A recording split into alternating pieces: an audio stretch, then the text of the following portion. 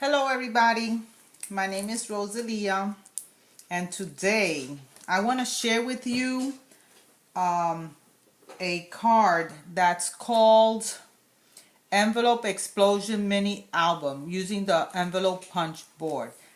Now, I was inspired by May Helms. That's her title there. So this is the what her video inspired me to make this card. So check this out. This is supposed to be like some, an envelope explosion, because once you open it, I'm not even finished with this yet because I'm going to put a ribbon to close it. But this is how I actually designed it. Again, this started with a plain pink card. I made the envelopes with the envelope punch board to make 3 envelopes. There are 2 on the side and that are just half an inch smaller than the one in the middle. So I urge you to check out her YouTube Envelope Explosion Mini Album using the envelope punch board by May Helms. And then just the way that turned out, it has inspired me to make this birthday card. And everything is up to you. It's whatever you need that card to be. That's what it becomes. This is a birthday card, and I love the way it turned out. This is the inside. I've embellished it with, let me tell you, this paper is a must. This is a very soft, not that rough, glittery type of paper. It is a very soft, very subtle, but a lot of glitter at the same time, by DCWV. It's called the Glitzy Bright. I think I got this from Ross. I'm telling you, I went to Michael's and these other departments. I didn't go online yet. I didn't have to because I still have it. But let me tell you, I have enjoyed working with this paper tremendously. The colors are so beautiful. They're so brilliant. You just cannot see it on YouTube how beautiful these colors are. And when you cut them, you don't even want to get rid of the scraps. Let me tell you how I have used the scraps to the point where there's practically nothing to throw away. Like, I use this punch here by what is it, EK? These little flowers. It makes these tiny little flowers. Any piece of scrap that I had, I made those flowers, and look how I've used them throughout the card, all around here. Also, when I'm using my Cricut and mostly the Cricut, it makes all of these little dots when they're cutting out the words or whatever, when the Cricut is cutting out. I don't even throw those away because they look so beautiful in the cards. So every little piece I managed to use. Look at how I use those little dots throughout the card. And but I have to tell you, this envelope turned out so beautiful. Now that's the inside. I used a lot of, I'm not going to tell you everything, but this is from the Cricut, and a little bling bling with the little flowers, the Cricut, money, many wishes for a happy day, things like, look at the flowers. Just beautiful, right? And it's from Purge. And I use a lot of stick-on, like from the Sticko, $1.49. These come in very handy. And I just, from Michael's, they're usually $1.49. This was on sale for $1.49 from $2.49. These are really good. You gotta be careful with these though, because they may not stick on this kind of surface. So what I had to do was put it on a regular cardstock, a regular any cardstock, and put double-sided tape at the back. Put it on a regular paper, and then cut it out, and then they managed to stay, because they were those just don't stick, and they're so beautiful and they don't stick. You see that? So I did that. So if you really like to use them and you're having a hard time getting them to stick to your paper, go ahead and do a double-sided tape on it. Put it on a regular, because I put it on this regular cardstock, okay? And then I fuzzy cut it out, and it put some glue on it, or double-sided tape on back, and then it stays on really nice. So this stayed on really good. Don't forget your negatives. This was from a negative from a different a project that I did for Sweet 16. I saved it. This is the glitter. I put a black piece behind it. Look how nice. So you just don't want to throw any little bits and pieces from this paper. You get to use almost everything. You're left with practically nothing by the time you get through. And again, the remnants, I make the little balloons. Look at the balloons. Look at all of the balloons that I did. Okay. From remnants. And then I also, it's nice if you pass them through your dry embossing folders. They turn out really nice. So in any case, I just want to share with you that this type of card, the envelope explosion mini album, you can do magnificent cards from it. The other side, what I did was I covered it. I dried embossed it. This is from Dried Emboss Happy Birthday. Okay, and this is the flowers and things like that. You just do whatever you like. So I embossed that, and I might glitter this a little bit. And I can't tell you what this paper is. I had it forever. I don't even know. It's loose. It doesn't even. It's not even its casing.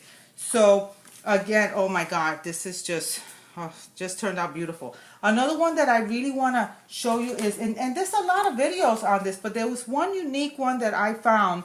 And this one is the mini album Tri-Shutter Doble. These are Spanish people. They don't use any of our gadgets, you know, like the Big Shot and all these cutting equipment that we use. They use a ruler, a scissor, or pencil, and they're magnificent. They're very simple, but they do very, very clear, very clean, very precise work, and you can follow them easily. So she did this, in English it's double Tri-Shutter mini album, and you can look them up. Their name is Mundo at Party, and it's really beautiful. And what I like about this, even though most of the shutter Tri-Shutter cards are pretty much similar in its design, I mean, you just can't do anything different.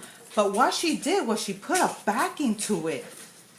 I don't think I've seen this, and if it is out there, you know, forgive me, but she put a cereal cardboard, okay, covered it up, okay, just what I did, covered both sides up. What she did was she put the ribbon, before she put this backing, the paper, she put it inside, but I forgot, so I put it outside, which, you know, she had done it before, and then she thought about doing it differently. But the ribbon, so you have this attached to the back, and then she has okay, this piece, and then another extra piece to the front. So it's attached to the last flap of the Tri-Shutter. So once you cut out your Tri-Shutter, you have this piece here. I can't even begin to tell you how the inches, but, and then so you have this flap. So but look at how beautiful. This is another birthday card that I made for someone at work. I did all the balloons. I was able to do, with this one, I was able to do a three-dimensional on it because of the way it folds. It folds okay. The cricket, a lot of the, you know, some funny words there. Again, a lot of the little stickies and the dry embossing in the paper.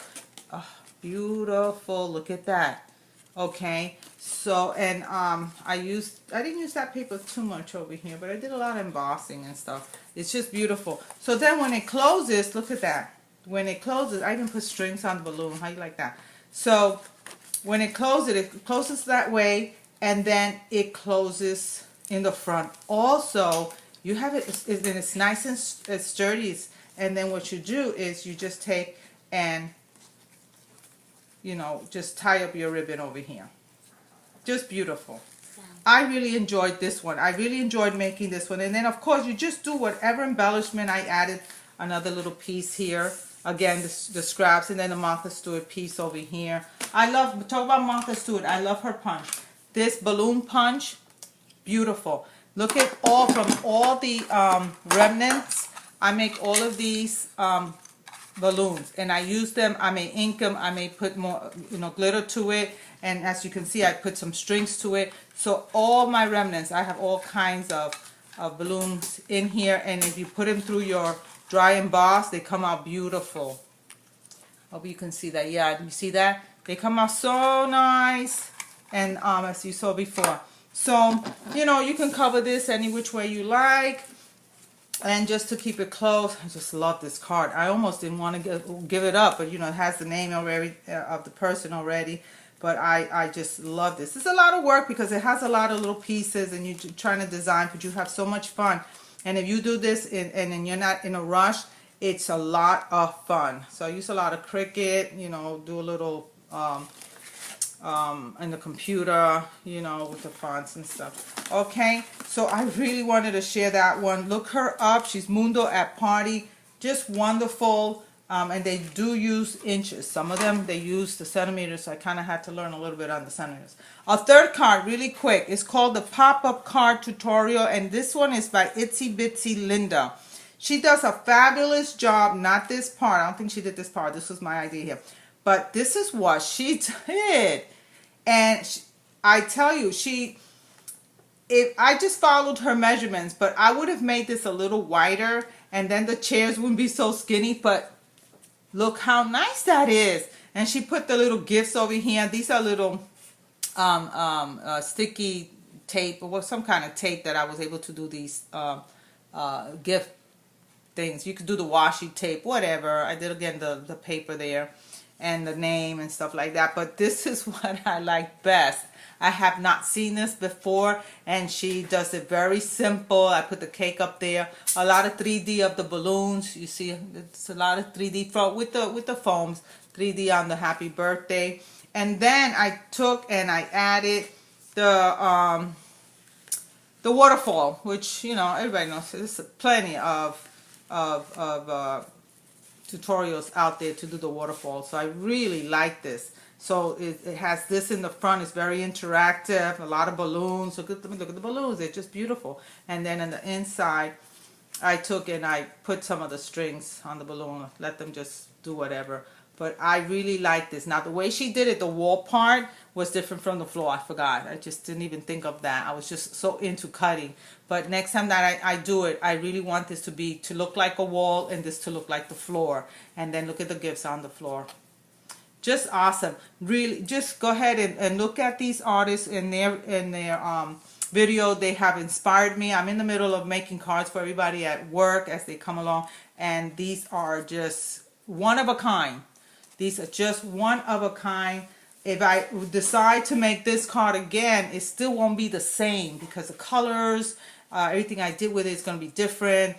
This is going to be different, and still, if you get to learn the skeleton, get the skeleton part of it, because everything else becomes yours. Like it's you. You put yourself into these cards, because you're not actually copying all the types of paper and the whole visual of doing the balloons and doing gifts and doing and any small writings and things like that. Behind this card, what I have done is I put a pocket here because there's at least 20-something people at work, okay? So I go around each clinic and get them to sign. So this does not allow for that many people to sign. So what I'm thinking of doing here is putting like a maybe another piece of paper wide enough for everybody to sign, and then write something here. But if you're gonna have people signing it, that would be a good idea, because I did do a pocket, and I'll just put something there so that they can sign it. But this is one of my favorites. All three of these are just beautiful. This one is going for my niece. So just give you a nice idea.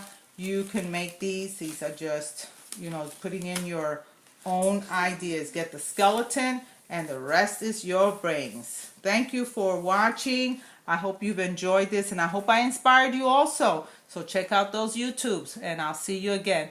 Thank you. Bye.